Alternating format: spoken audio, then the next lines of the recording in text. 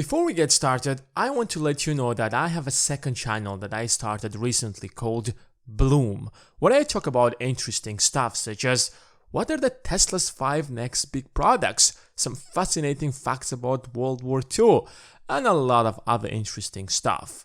There are already a lot of videos you can watch right now, so head to the channel by clicking in the link in the description and subscribe. I have a confession to make. Today I'm going to tell you a story of how waking up at 6 a.m. every day ruined my life.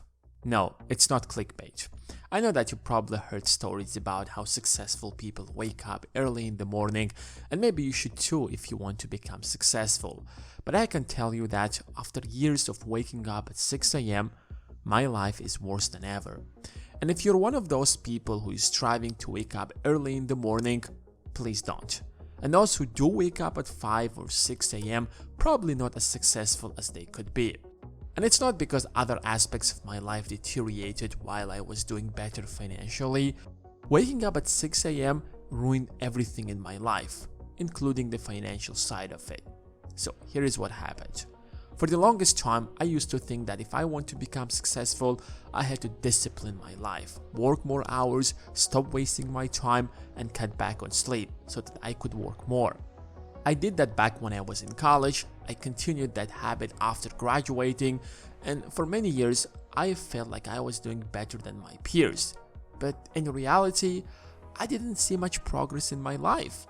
My social life was at its lowest point. I was barely paying my bills, and most importantly, I didn't know what was wrong with me. I was depressed, I was anxious, because even hitting the gym consistently for more than a year didn't help me achieve any meaningful progress. I still was a little skinny guy who desperately wanted to achieve something, but never came even close to that. There was something missing, something that held me back for a long time. You won't believe it, but it was sleep. You see, I have always known that sleep is important, but I never took it seriously. I disciplined myself to wake up at 6 a.m. every single day, no matter what, even on weekends.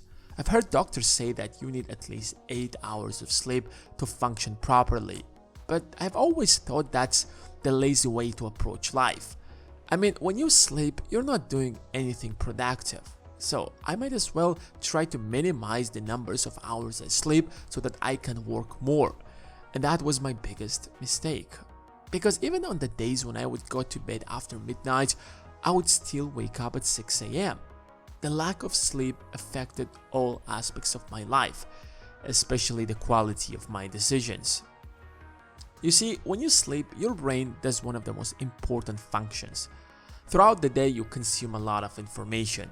Every time you read something, watch a YouTube video, or meet people, all that information is usually saved in your short-term memory.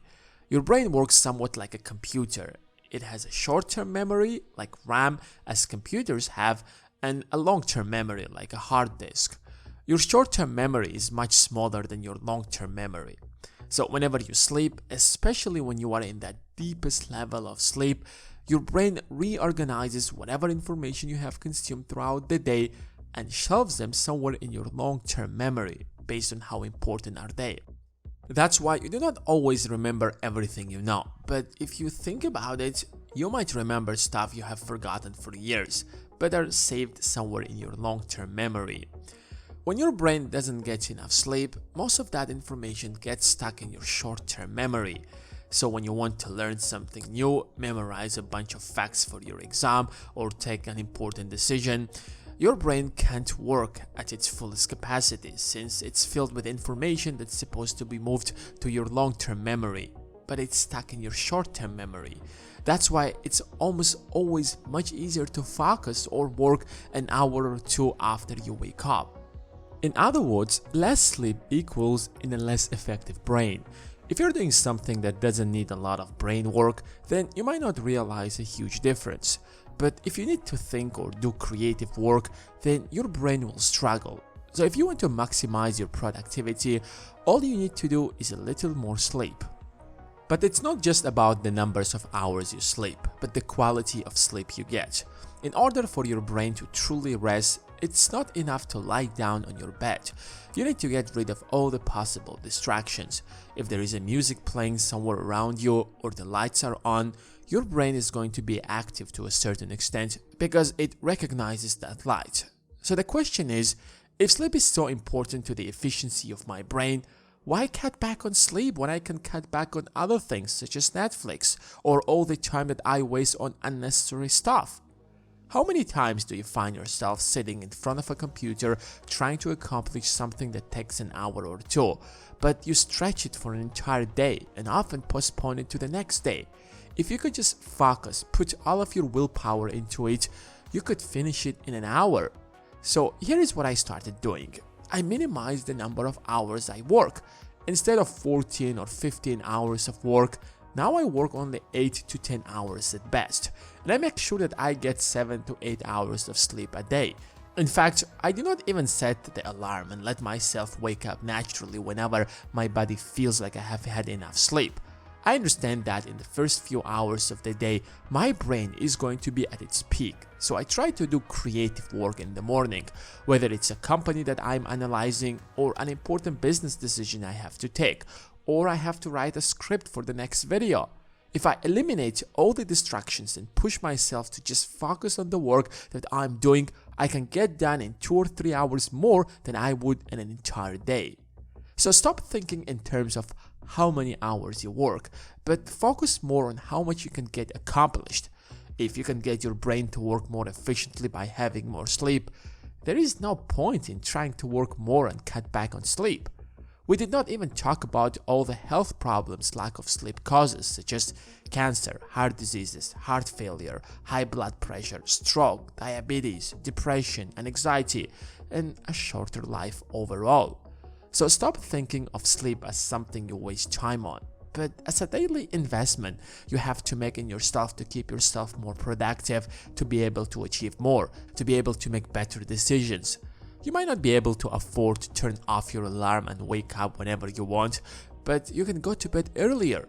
If you have to wake up at 7 in the morning, don't go to bed at exactly 11 p.m. or 12. You need some time to fall asleep. You also need to prepare your body for sleep.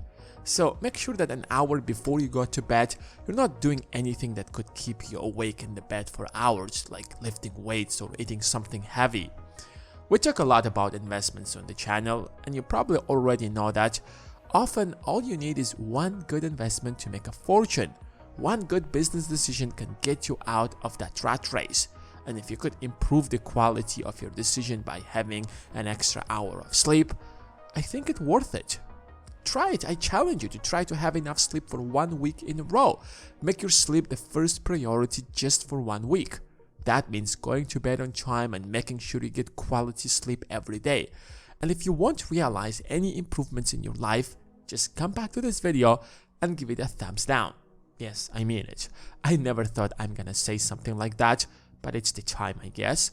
However, meanwhile, while you haven't started the challenge yet, give this video a thumbs up. You can always come back and give this video a thumbs down. I hope you guys have enjoyed this video. Remember that we have a second channel called Bloom, where I post videos that are not necessarily related to finance, but nevertheless are interesting. If you guys enjoy this channel, you will definitely enjoy our second channel. Just click on the link in the description and subscribe. You guys have always supported me, and without your support, this channel wouldn't have been possible. So I will appreciate if you guys help me out with the second channel. Thanks for watching, and until next time.